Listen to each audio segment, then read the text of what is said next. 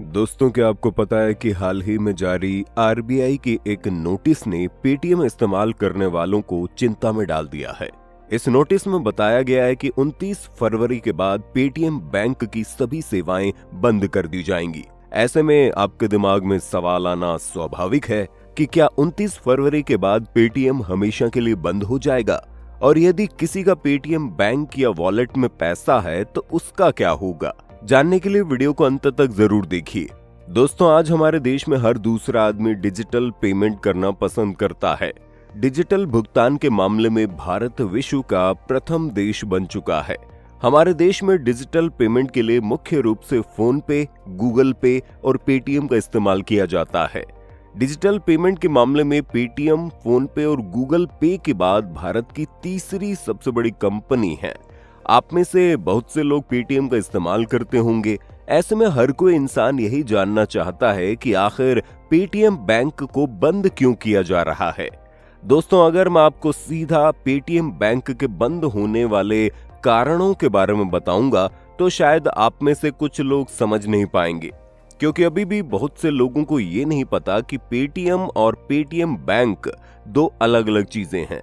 इसलिए हम ये समझने की कोशिश करते हैं कि आखिर पेटीएम बैंक पेटीएम से कैसे अलग है और इसकी शुरुआत कब और कैसे हुई।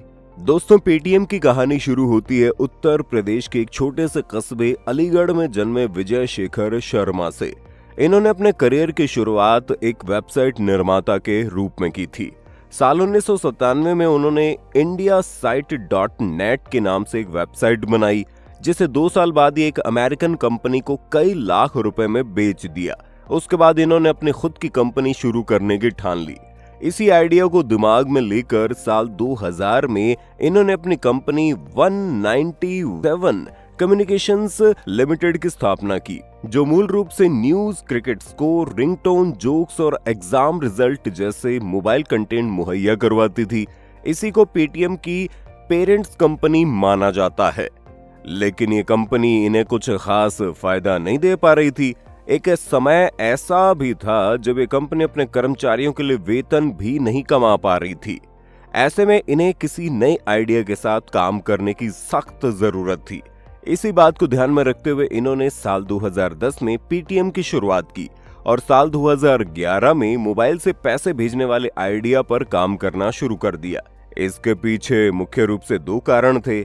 एक तो ये आइडिया नया था और दूसरा उस समय हमारे देश में मोबाइल उपभोक्ताओं की संख्या तेजी से बढ़ रही थी। इसी का फायदा उठाने के लिए इन्होंने मोबाइल से पैसे भेजने वाले पेटीएम मोबाइल ऐप की शुरुआत की। जानकारी के लिए आपको बता दें, पेटीएम का फुल फॉर्म पे थ्रू मोबाइल होता है। पेटीएम अपने शुरुआती 6 सालों में मात्र 12 करोड़ कंज्यूमर ही जोड़ सका, क्योंकि उस समय लोगों के पास मोबाइल फोन तो थे, लेकिन ज्यादातर लोग अपने सारे लेन देन कैश में ही करना पसंद करते थे। लेकिन साल 2016 पेटीएम के लिए एक वरदान साबित हुआ, क्योंकि उस समय नोटबंदी के कारण सभी लोग ऑनलाइन भुगतान का विकल्प ढूंढने लगे थे और देखते ही देखते पेटीएम ऑनलाइन भुगतान के लिए नए विकल्प के रूप में उभर कर सामने आया। पेटीएम ने मात्र 1 साल में ही करोड़ों कस्टमर अपने साथ जोड़ लिए, जिसके कारण पेटीएम का 1 अरब का कारोबार मात्र 2 ही महीनों में 3 अरब तक पहुंच गया। इसी बीच इन्होंने पेटीएम की एक नई इकाई पेटीएम पेमेंट बैंक की स्थापना की, जिसे साल 2017 में आरबीआई द्वारा मान्यता प्रदान की गई। इसके बाद साल 2020 में आए कोरोना काल ने पेटीएम को सीधा 1 अरब डॉलर की कंपनी बना दिया। उसके बाद तो मानो पेटीएम की किस्मत बुलेट ट्रेन की तरह दौड़ने लगी। इन्होंने अपने मोबाइल ऐप में movie ticket, health care, train ticket जैसी ढेरों सर्विसों को जोड़ दिया। इसके अलावा पेटीएम द्वारा अपने ग्राहकों को पेटीएम बैंक में अकाउंट खोलने तथा डेबिट कार्ड उपयोग करने की भी सुविधा भी उपलब्ध करवाई गई। यहाँ तक पेटीएम की किस्मत 7वें आसमान पर थी, लेकिन 31 जनवरी 2024 को आरबीआई की तरफ से एक नोटिस जारी किया गया, जिसमें कहा गया 29 फरवरी 2024 से पेटीएम पेमेंट बैंक से जुड़ी सभी सेवाएं बंद कर दी जाएंगी। अब आप सोच रहे होंगे कि भारत में डिजिटल पेमेंट की दुनिया में क्रांति लाने वाले पेटीएम कंपनी के अचानक इतने बुरे दिन कैसे आ गए। तो दोस्तों, आपको भले ही ये सब कुछ अचानक लग रहा हो, लेकिन पेटीएम बैंक के डूबने की कहानी शुरू हुई थी 11 मार्च 2022 से, जब आरबीआई को पेटीएम पेमेंट बैंक के सिस्टम में कुछ गड़बड़ी होने की आशंका थी उस समय आरबीआई ने पेटीएम को नोटिस जारी करते हुए कहा था कि हमें आपके बैंकिंग सिस्टम में कुछ गड़बड़ी की आशंका है, इसलिए हम आपके बैंक के सारे सिस्टम की जांच करवाएंगे और जब तक जांच पूरी नहीं होती तब तक आप पेटीएम बैंक के साथ नए कस्टमर नहीं जोड़ सकते।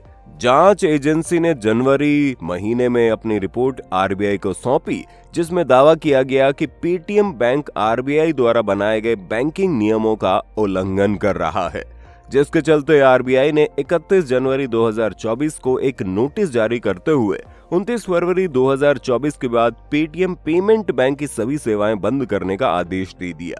29 फरवरी के बाद पेटीएम बैंक में कोई भी पैसा जमा नहीं किया जा सकेगा, न ही पेटीएम बैंक अकाउंट के जरिए इस्तेमाल की जाने वाली सेवाएं जैसे फास्टैग, वॉलेट, प्रीपेड सर्विस का इस्तेमाल किया जा सकेगा।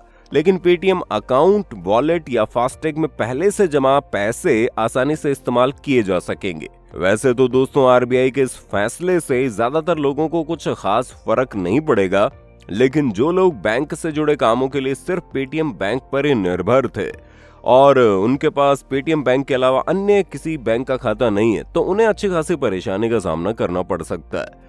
ऐसे में वे लोग 29 फरवरी के बाद अपने पेटीएम अकाउंट में पैसे जमा नहीं करा पाएंगे।